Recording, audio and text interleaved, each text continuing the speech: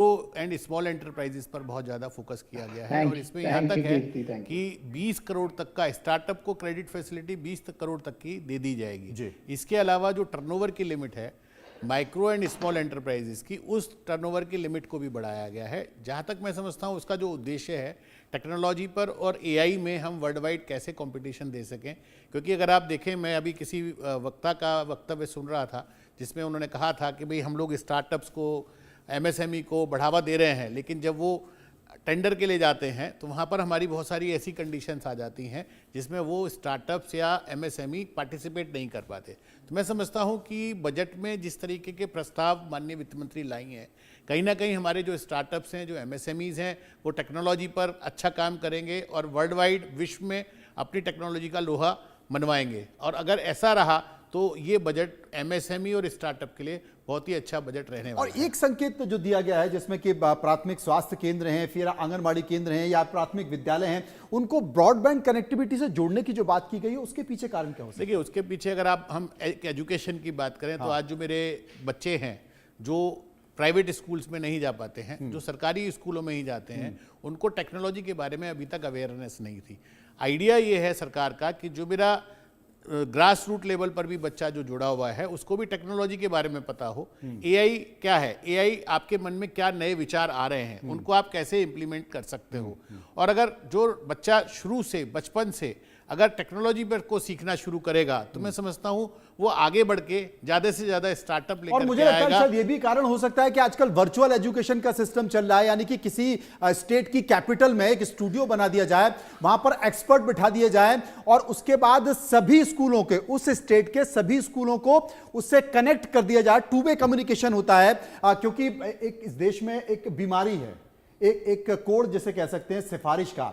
तो देश में जो जो एजुकेशन की भर्तियां हो रही हैं ग्रामीणों में, पंचायतों में, वो सब सिफारिशी होती हैं। उन्हें इंग्लिश की स्पेलिंग लिखना नहीं आती और इंग्लिश पढ़ाते रहते हैं। तो मुझे लगता है कि अगर ब्रॉडबैंड कनेक्टिविटी होगी तो सीधे कैपिटल में जो स्टूडियो से बेहतर शिक्षक होगा वो उन्हें ट्रेन कर सकता है, वो उन्हें पढ़ा सकता है। और वहां पर जो व्यक्ति है जो कमजोर है, जिसे वो सब्जेक्ट नहीं आता है, वो केवल कोऑर्डिनेट करने के लिए खड़ा रहेगा। मुझे लगता है ये एक कारण हो सकता है। नहीं, मैं इसमें एक चीज और ऐड करता हूं कि अगर मैंने जो ब्रॉडबैंड की फैसिलिटी गांव में या छोटे स्कूलों में मैं दे रहा हूं, उससे मेरे बच्चे को उस टेक्नोलॉजी के बारे में पता होगा और धीरे धीरे करके वो खुद भी ग्लोबल जा करके ग्लोबल एजुकेशन के ऊपर फोकस कर सकेगा।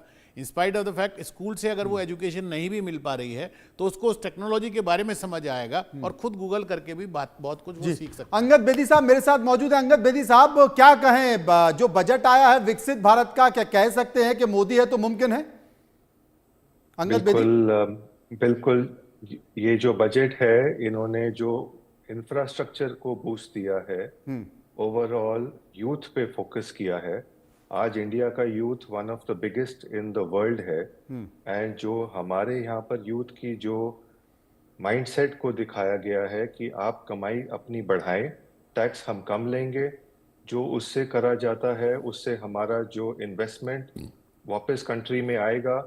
और विकसित भारत जो manufacturing, agriculture, infrastructure, real estate, हर चीज़ जो इंडिया में बनाई गई है, उसका मोमेंटम को जो पिछले 10 साल से कंटिन्यूएशन में आया है, उसको बढ़ाते हुए आज ये जो चीज़ हमारी यहाँ पर बजट में दिखती है कि हमारे को यूथ पे, लार्जर पॉपुलेशन पे बहुत एम्फेसिस दिया गया है कि उनको जो अपना माध्यम, जो इनकम टैक्स के और कमाई करने की चीजें दी गई हैं, वो अपनी वापस इन्वेस्टमेंट्स करें अपना कंट्री का यूथ के अंदर। एजुकेशन से लेकर एआई से लेकर, कहने का मतलब सरकार का यही है कि कमाई के जरिया बने सबके लिए एम्प्लॉयमेंट बने, एजुकेशन का सिस्टम इम्प्रूव होया जाए। उसके बाद एग्रीकल्चर से अपनी जो टेक्नोलॉजी लानी है उसको देने के लिए एक गवर्नमेंट को सब्सिडीज लानी चाहिए। जो हमारे पिछले मौदगिल ने बोला था कि जितना हम उसके अंदर इन्वेस्टमेंट के लिए सब्सिडी माफ करेंगे, फार्मर की जो कमाई जाती है, उससे भारत की पूरा सरकार का जो जीडीपी को ग्रो करके $1 ट्रिलियन इकोनॉमी बनाने का सपना है, वो एक मोमेंटम को पकड़ते जाता है, हर माध्यम को प्रोपेल करते हुए। एंड हर इंडस्ट्री का कंट्रीब्यूशन जो आज है एक जीडीपी के ग्रोथ की तरफ, वो सब पॉजिटिव की तरफ है, from education to agriculture to real estate. जो स्वामी फंड 2 का ऐलान किया है वो एक साइन है कि आज 2 जी। करोड़ घरों की जरूरत है।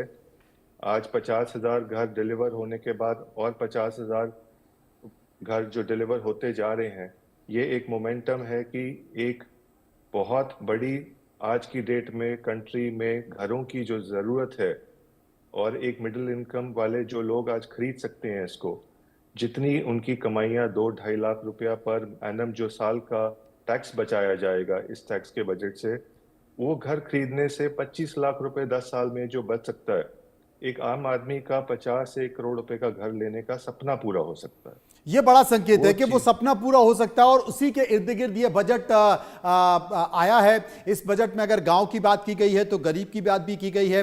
मध्यम वर्गीय हमेशा से निराश होता रहा है और उसे वो उम्मीद नहीं मिल पाई, लेकिन किसी ने नहीं सोचा था, तमाम लोग इस बात का जिक्र कर रहे थे कि 10 लाख रुपए तक की इनकम टैक्स की छूट हो सकती है, लेकिन यह छूट 12 लाख रुपए तक की हो जाएगी। किसी को इस बात का अनुमान नहीं था, किसी को इस बात का अंदेशा नहीं था। और यह पैसा कहां निकल कर आएगा? जबकि लगातार सरकारी कर्मचारियों की पे कमीशन बढ़ने वाला है, उसमें बहुत सारी सैलरी बढ़ने वाली है सरकारी कर्मचारियों की, तो वो पैसा बाजार में आएगा, लोग इन्वेस्ट करेंगे बचत के जरिए, क्योंकि अब तमाम सारी चीजें देखी जा रही है। लेकिन सबसे बड़ी बात है कि 5वीं बड़ी अर्थव्यवस्था हम हैं और तीसरी बड़ी अर्थव्यवस्था बनने के लिए हम आगे बढ़ रहे हैं। बेदी साहब, एक बात मैं पूछना चाहता हूं, क्योंकि तमाम एक्सपर्ट इस बात का जिक्र करते हैं कि आपको तीसरी बड़ी अर्थव्यवस्था बनने के लिए आपकी विकास दर कम से कम जीडीपी आपकी 8% के आसपास होनी चाहिए। अभी 6.78 के आसपास आप एक अनुमान के तौर पर चल रहे हैं। संभव है पहुंच पाएंगे तब, जबकि जियोपॉलिटिकल सिचुएशन लगातार ऐसी बनी हुई है। और निर्मला सीतारमण ने अपने बजट भाषण में भी कहा है कि जियोपॉलिटिकल जो सिचुएशन बनी हुई है उससे बाजार दबाव में है, देश दबाव में है, देशों की आर्थिक स्थिति दबाव में है। आपने जो जियोपॉलिटिकल का बोला, इंडिया का आज की डेट में जो मैन्युफैक्चरिंग के अंदर आगे ग्रोथ होने वाली है, जियोपॉलिटिकल दबाव करके, जो अभी चीन का और अमेरिका का करके इंडिया को जो हमें लाभ मिलने वाला है, वो मार्केट की तरफ से नहीं, जो यहाँ पर मैन्युफैक्चरिंग सेक्टर के अंदर कंपनीज आकर यहाँ पर आईफोन से लेकर, टेस्ला से लेकर, बोइंग से लेकर, एप्पल से लेकर, माइक्रोसॉफ्ट से लेकर जो बड़ी कंपनीज यहाँ पर एम्प्लॉयमेंट जनरेट कर रही हैं, उसका जीडीपी के अंदर मार्केट से ज़्यादा बहुत ज़्यादा प्रभाव होएगा।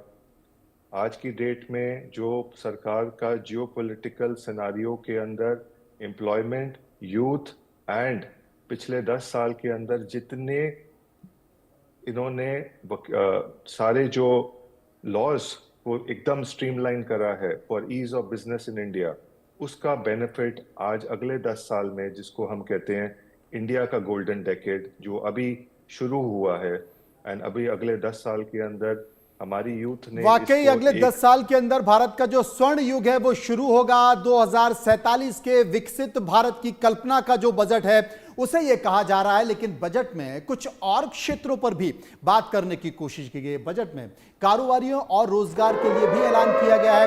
देश को खिलौना उत्पादन का ग्लोबल हब बनाने की बात की गई है। तो क्या चाइना से टक्कर लेने की बात की गई है?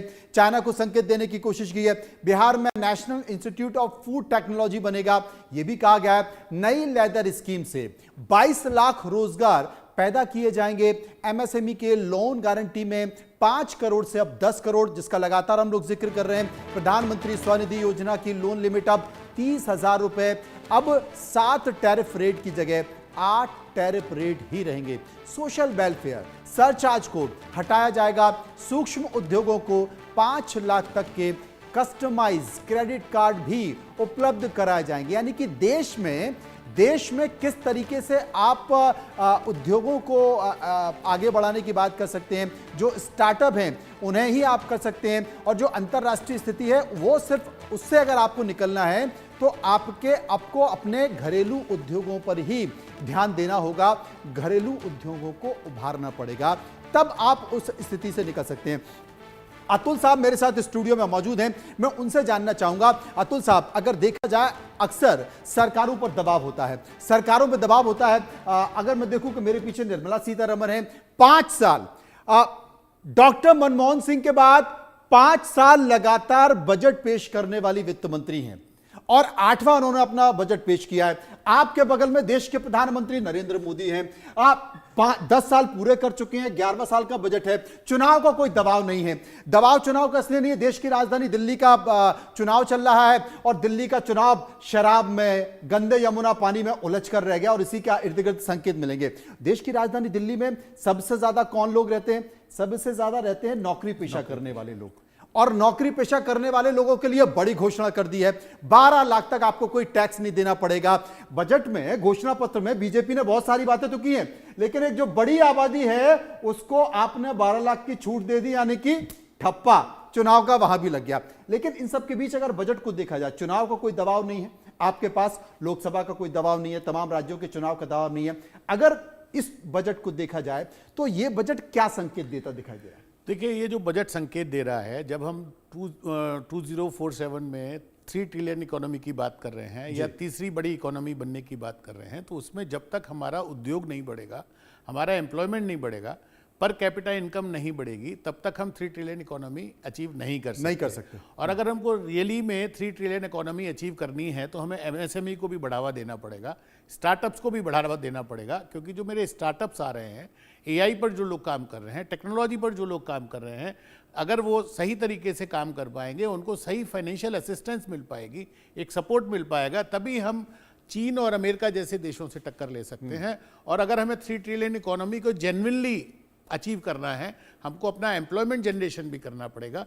और ये जो बजट तैयार किया गया है उसमें 2047 की जो 3 ट्रिलियन इकोनॉमी का टारगेट है, उसको लेकर के इस बजट को तैयार किया गया है। तो 3 ट्रिलियन इकोनॉमी तक पहुंचने के लिए विकास दर आपकी क्या होनी चाहिए? क्योंकि कल जो सर्वे आया उसमें विकास दर 6.7 के आसपास का अनुमान लगाया जा रहा था। देखिए, 3 ट्रिलियन इकोनॉमी में विकास दर डेफिनेटली, जैसा कि सभी इकोनॉमिस्ट भी बात कर रहे हैं कि 8% की विकास दर कम से कम हमारी होनी चाहिए, तभी हम 3 ट्रिलियन इकोनॉमी तक पहुंच सकते हैं। लेकिन अभी भी जो विकास दर चल रही है वो पॉजिटिव साइड में चल रही है। और मैं समझता हूँ जो कदम सरकार ने इस बजट में उठाए हैं, इसमें एक बहुत बड़ी बात है सरकार का एक कदम उठाना और दूसरा उन कदम का इम्प्लीमेंटेशन।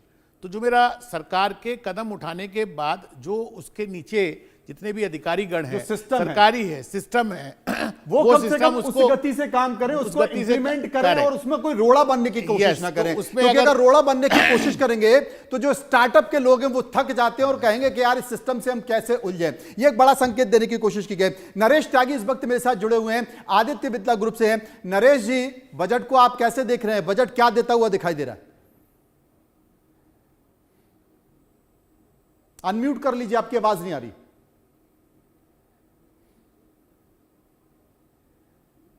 धन्यवाद जी। ये बजट विकसित भारत के लिए बहुत अच्छा फाउंडेशन है। अगर हम देखें, इस बजट में 3-4 बहुत अच्छी बातें हुई है। पहला, इसमें बहुत फोकस है अभी इंडिया को मैन्युफैक्चरिंग हब बनाने का।